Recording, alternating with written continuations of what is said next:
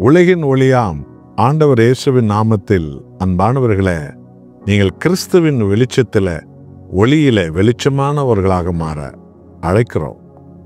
ஆசீர்வாதத்தின் வெளிச்சமாக, சமாதானத்தின் வெளிச்சமாக, பரிசுத்த வெளிச்சமாக, நீதியின் வெளிச்சமாக கிறிஸ்துவுக்காக நாம் வாழ நம்மை ஆண்டவர் அழைத்திருக்கிறார்.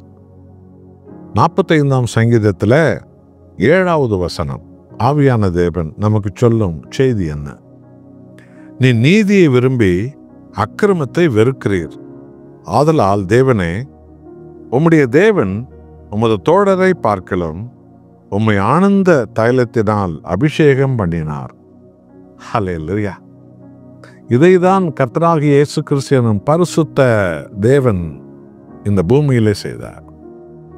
அவர் அக்கிரமத்தை வெறுத்தார். எந்த அளவுக்கு என்றால் தன் உயிரை கொடுத்து அந்த மனித குலத்தின் அக்கிரமத்தை அவர் அழித்தார். அவர் நீதியை விரும்பினார். ஆகவே நம்முடைய அநீதிகளுக்காக நம்மை உண்டாக்கின நம் ஆண்டவராக இயேசு கிறிஸ்து அந்த சிலுவையில் நம்முடைய அநீதிகளின் ஆக்கினையை அவர் ஏற்றுக்கொண்டு பிதாவின் சமூகத்தில் அவர் நீதியை நிலைநாட்டினார்.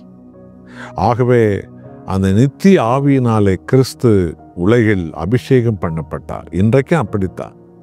நீங்கள் எப்போதெல்லாம் அக்கிரமத்தை வெறுப்பீர்களோ, பாவத்தை வெறுப்பீர்களோ, அநியாயத்தை வெறுப்பீர்களோ, எப்போதெல்லாம் கேடுகளை, அசுத்தங்களை, இச்சைகளை, சுயத்தை வெறுப்பீர்களோ, எப்போதெல்லாம் நாம் இந்த உலக மாயைகளை வெறுத்து தள்ளுவோமோ, அப்பொழுதெல்லாம் ஆவியானவர் நம்மை அபிஷேகிக்கிறார். எனக்கு பரிசுத்த ஆவியை தாரும், எனக்கு பரிசுத்த ஆவியை தாரும் என்று ஒவ்வொரு விசுவாசிகளும் இன்றைக்கு வாஞ்சிக்கிறார்கள்.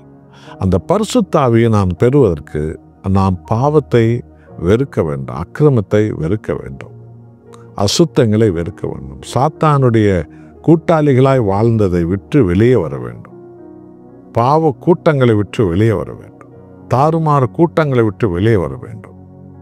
நாம் நீதியை விரும்ப வேண்டும். ஆண்டவராக இயேசுவே அந்த நீதி. அவர்தான் நமக்கு நித்திய நீதியாக பிதாவுக்கு தன்னை அர்ப்பணித்தார். அதனுடைய விளைவு அளவில்லாத ஆவியினால் அவர் அபிஷேகம் பண்ணப்பட்டார். ஒவ்வொரு ஊழியக்காரர்கள் அளவில்லாத ஆவியால் அபிஷேகம் பண்ணப்படுவது. இயேசு கிறிஸ்துவின் நீதியை நாம் விரும்பி பாவமும் அக்கிரமங்களை தள்ளும்போது அளவில்லாத ஆவியின் அபிஷேகம் நாம் நிரப்பிக்கொள்ளும். செய்வோமா? ஆவியால் நிரம்பினவர்களாக மறுரூபமாவோம். சாத்தானுடைய தந்திரங்களை ஜெயிப்போம் பரிசுத்த ஆவியினால. அடையாள அற்புதங்களை பெற்றுக்கொள்வோம் பரிசுத்த ஆவியினால. ஆத்துமக்களை ஆதாயப்படுத்துவோம் பரிசுத்த ஆவியால. எண்ண முடியாத சபைகளை எழுப்புவோம் பரிசுத்த ஆவியினால. இயேசுவின் நாமத்தை உயர்த்துவோம் ஆவியினால. ஜெபிப்போமா? நல்ல ஆண்டவரே, அக்கிரமத்தை வெறுக்க வெறுக்க நீதியின் இயேசு கிறிஸ்துவால் எங்களை அபிஷேகம் பண்ணுகிறீர். உமக்கு கோடி நன்றி. பலத்தினாலும் அல்ல, பராக்கிரமத்தினாலும் அல்ல, என் ஆவியினால் ஆகும் என்று சொன்னவரே, பரிசுத்த ஆவியினால தான் நாங்கள் உலகத்தை ஜெயிக்க முடியும், சாத்தானை ஜெயிக்க முடியும், பரலோக வரங்களை நாங்கள் கடைபிடிக்க முடியும், கையாள முடியும். அப்படிப்பட்ட அபிஷேகத்தை எங்களுக்கு நிரம்ப தாரும். இயேசுவின் நாமத்தில் பிதாவே, ஆமென்.